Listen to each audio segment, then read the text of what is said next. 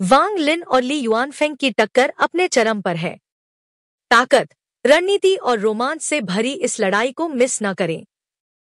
चलिए एपिसोड शुरू करते हैं। ली युआनफेंग ने दूसरों को लड़ाई से दूर रहने के लिए कहा और जू यू के आत्मा निर्माण साधक पीछे हट गए।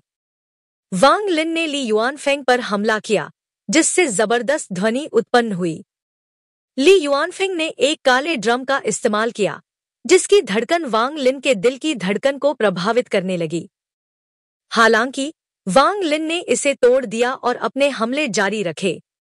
ली युआनफेंग पीछे हटता रहा और वांग लिन ने ठंडे स्वर में उसकी शक्ति को चुनौती दी। ली युआनफेंग ने वांग लिन पर हमला करने के लिए एक बर्फ के विशालकाय का रूप धारण किया, लेकिन वांग लिन ने अपनी ताकत से उसे लगातार कमजोर कर दिया। लड़ाई के दौरान वांग लिन के प्रहारों से बर्फ का विशालकाय टूटने लगा और अंततः ली युआनफेंग घायल होकर बाहर निकल आया। गुस्से में ली युआनफेंग ने स्वीकार किया कि उसकी चोटें अभी तक ठीक नहीं हुई थी, वरना वह वांग लिन को इतनी आसानी से जीतने नहीं देता। फिर वह अपनी साधना शक्ति का उपयोग करके एक नया जादुई हमला करने की तैयारी करने लगा, जिससे उसके चारों ओर चाय की पत्तियां प्रकट हो गईं, जो रहस्यमयी ऊर्जा से भरी हुई थी। वांग लिन ने ली युआनफेंग के डोमेन हमले से समझ लिया कि आत्मा परिवर्तन साधकों को अपने डोमेन को भौतिक रूप देने में सक्षम होना चाहिए। इस लड़ाई का एक उद्देश्य बदला लेना था, लेकिन इसके साथ ही यह आत्मा परिवर्तन चरण के लिए खुद को तैयार करने का भी एक तरीका था। जैसे ही ली युआनफेंग ने अपना डोमेन सक्रिय किया, वांग लिन की आत्मा अंतरिक्ष से संवाद करने लगी। अचानक अंतरिक्ष में दरारें उभर आईं और ग्रे गैस के साथ एक विशाल स्क्रॉल प्रकट हुआ, जीवन और मृत्यु पुनर्जन्म स्क्रॉल। वांग लिन ने महसूस किया कि अब जब उसका मूल शरीर और अवतार एक हो गए हैं, तो उसका क्षेत्र भी बदल गया है। उसके माथे पर 3 तारे चमके और एक विशाल आकृति उभरी, जिसका सिर आकाश को छू रहा था और पैर जमीन पर थे। यह आकृति स्क्रॉल को पकड़कर हिलाने लगी, जिससे ग्रे गैस की एक भ्रामक आकृति बनी, जो ली युआनफेंग की ओर बढ़ी। खतरे को भांपते हुए ली युआनफेंग ने तुरंत चाय डोमेन सक्रिय किया, जिससे चाय की पत्तियां बड़े फूलों में बदल गईं और उनकी सुगंध और अधिक तीव्र हो गई। एक रहस्यमयी आकृति चाय के फूलों से टकराकर गायब हो गई, जिससे फूल भी तुरंत विलुप्त हो गए। इस घटना के साथ वांग लिन ने महसूस किया कि उसकी मूल आत्मा कमजोर हो गई है और उसका जीवन और मृत्यु पुनर्जन्म स्क्रॉल भी गायब हो गया। ली युआनफेंग, जो गंभीर रूप से घायल हो चुका था, यह देखकर चौंक गया कि वांग लिन आत्मा निर्माण के बजाय आत्मा परिवर्तन के स्तर तक पहुंच चुका है। उसने दिव्य आध्यात्मिक ऊर्जा का उपयोग करने का प्रयास किया, जिससे एक शक्तिशाली दबाव उत्पन्न हुआ। वांग लिन ने आत्मा ध्वज और प्रतिबंध ध्वज का इस्तेमाल किया, लेकिन ली युआनफेंग ने आकाशीय आध्यात्मिक ऊर्जा से बनी बर्फ की गेंदों से हमला किया। वांग लिन ने बर्फ की एक गेंद पर प्रहार किया, जिससे जू यू की धरती हिल गई। हालांकि उसने महसूस किया कि आत्मा परिवर्तन चरण में पहुंचकर वह अपने हथियारों को और अधिक शक्तिशाली बना सकता है। ली युआनफेंग ने अपना अंतिम हमला किया, लेकिन उसकी हालत बिगड़ती जा रही थी क्योंकि उसने जबरदस्ती आत्मा परिवर्तन के स्तर को प्राप्त किया था, जिससे उसकी दिव्य आध्यात्मिक ऊर्जा सीमित हो गई थी। वांग लिन पर लगातार बर्फ के गोले बरस रहे थे, जिससे जमीन पर दरारें पड़ गईं। ली युआनफेंग ने गुस्से में वांग लिन पर हमला किया, जिससे वह जमीन में गिरकर एक बड़े गड्ढे में समा गया। हालांकि वांग लिन को ज्यादा चोट नहीं लगी और वह गड्ढे से बाहर आ गया। ली युआनफेंग ने अपनी ताकत बढ़ाने के लिए कांस्य घंटियों का इस्तेमाल किया, जिन पर उसने अपना खून थूका। ये वही खजाना था जिससे सीटू नान की आकृति बनी थी। जैसे ही घंटियां सक्रिय हुईं, वे टूटकर 2 मुरझाई हुई भुजाओं में बदल गईं। ली युआनफेंग ने अपनी अंतिम चाल चलते हुए काले कोहरे से बनी 2 रहस्यमयी आकृतियां वांग लिन पर छोड़ी, लेकिन वांग लिन अब पहले जैसा कमजोर नहीं था। उसने अपनी ताकत से उन आकृतियों को नष्ट कर दिया और उनके कटे हुए हाथों को आध्यात्मिक ऊर्जा और जादुई झंडों से सील कर लिया। ली युआनफेंग घबराकर भागने लगा, लेकिन वांग लिन ने अपनी अद्भुत गति से उसे पकड़ लिया और जोरदार घूंसे मारे। ली युआनफेंग खून की उल्टियां करता हुआ जमीन पर गिर पड़ा, हार स्वीकारने पर मजबूर हो गया। ली युआनफेंग और वांग लिन के बीच भीषण युद्ध हुआ, जिससे 1000 फीट व्यास का विशाल गड्ढा बन गया। ली युआनफेंग घायल और क्रोधित था। उसने आत्मविनाश की धमकी दी, जिससे पूरे जू यू देश को खतरा हो सकता था। वांग लिन ने उसे समझाया कि अगर उसने आत्मविनाश किया तो वह खुद तो बच जाएगा, लेकिन जू यू का विनाश तय होगा। यह सुनकर ली युआनफेंग ने हार मान ली और शर्त रखी कि अगर वांग लिन जू यू को छोड़ दे तो वह अपनी सजा के लिए तैयार रहेगा। वांग लिन ने आत्मा निकालने की तकनीक का इस्तेमाल किया, जिससे ली युआनफेंग का शरीर नष्ट हो गया और उसकी आत्मा का टुकड़ा निकालकर सील कर लिया गया।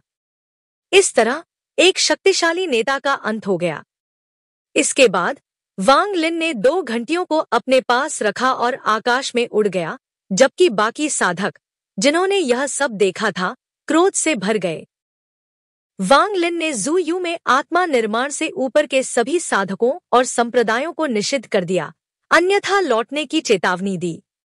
उसने अपनी शक्ति से सभी आत्मा निर्माण साधकों की साधना सील कर दी, जिससे उनकी शक्ति गिर गई। इस घटना के बाद उसकी प्रसिद्धि और शक्ति की चर्चा पूरे ग्रह सुजाकू में फैल गई। लोगों ने उसे आत्मा परिवर्तन चरण तक पहुंचने के योग्य माना।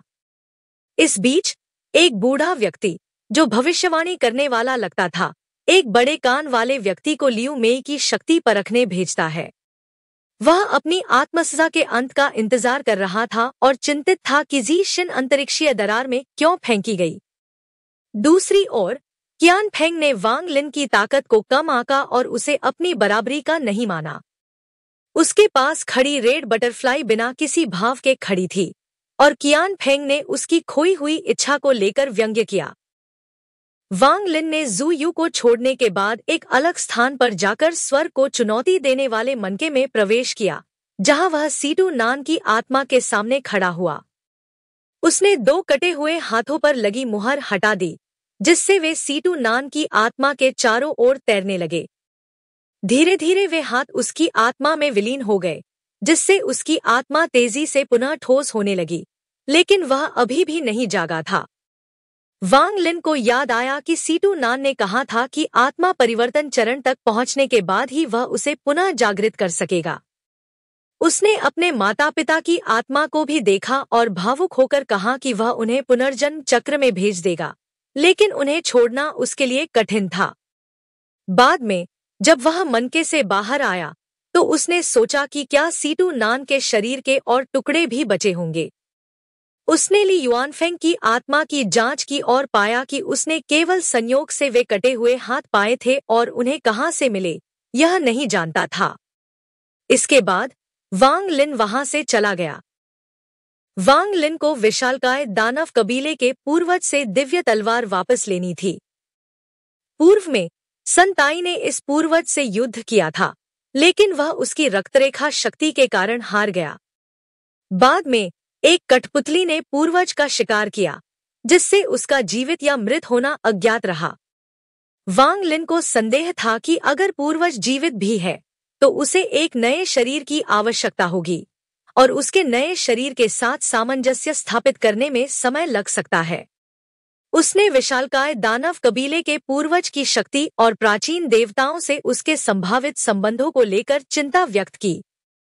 लड़ाई को लेकर वह हिचकिचा रहा था, क्योंकि वह नहीं जानता था कि वह जीत सकता है या नहीं। हालांकि उसने महसूस किया कि अगर वह अब नहीं लड़ा तो यह उसे मारने का सबसे अच्छा मौका खो देगा। आखिरकार उसने निर्णय लिया और प्राचीन स्थानांतरण सरणी के माध्यम से यात्रा कर आत्मा शोधन संप्रदाय की ओर बढ़ गया। रात के समय आत्मा शोधन संप्रदाय के 3 पर्वत 3 तीखी तलवारों की तरह दिखते थे। वांग लिन संप्रदाय के बाहर प्रकट हुआ और रक्षा गठन पार करके 9 स्वर्णिम छल्लों तक पहुंचा। वहां उसे ओयांग तियान मिले, जिन्होंने उसे जूनियर संप्रदाय गुरु कहकर संबोधित किया। ओयांग तियान ने बताया कि पूर्वज डू तियान साधना में लीन है, लेकिन उन्होंने वांग लिन के लिए 2 वस्तुएं छोड़ दी हैं, एक जेड और एक आत्मा झंडा।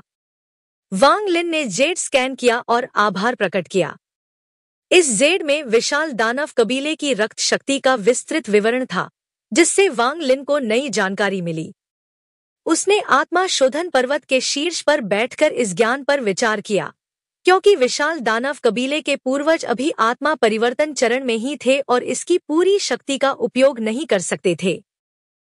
वांग लिन को डुतियान के बैग से एक शक्तिशाली आत्मा ध्वज प्राप्त हुआ, जो 1 अरब आत्माओं से भरा था। यह असली ध्वज का उपध्वज था और केवल 2 बार इस्तेमाल किया जा सकता था, लेकिन फिर भी बेहद मूल्यवान था। जैसे ही वांग लिन ने इसे छुआ, उसकी मूल आत्मा ध्वज में समाहित होने लगी और उसे भयंकर आत्माओं के समुद्र का सामना करना पड़ा। आत्माओं की चीखों और उनके हमलों ने उसकी आत्मा को कमजोर कर दिया, यहाँ तक कि उसे लगा कि वह इसे सहन नहीं कर पाएगा। हालांकि उसने तुरंत आत्मा सीलिंग तकनीक सक्रिय कर दी, जो इस ध्वज को नियंत्रित करने की एकमात्र विधि थी। इस तकनीक के चलते आत्माओं की उग्रता कम हुई और 12 बैंगनी और सुनहरी आत्माएं उसके चारों ओर घूमने लगी, जिससे एक शक्तिशाली दबाव उत्पन्न हुआ। अब वांग लिन इस खजाने को नियंत्रित करने में सक्षम था और इसे अपनी शक्ति के रूप में इस्तेमाल कर सकता था। इसी के साथ यह एपिसोड समाप्त होता है। यदि आप पिछले एपिसोड देखना चाहते हैं, तो उनके लिंक आपको डिस्क्रिप्शन में मिल जाएंगे। वहां से आप उन्हें देख सकते हैं। यदि आपको यह वीडियो पसंद आई हो, तो इसे लाइक करें, अपने दोस्तों के साथ शेयर करें और हमारे चैनल को सब्सक्राइब करना न भूलें।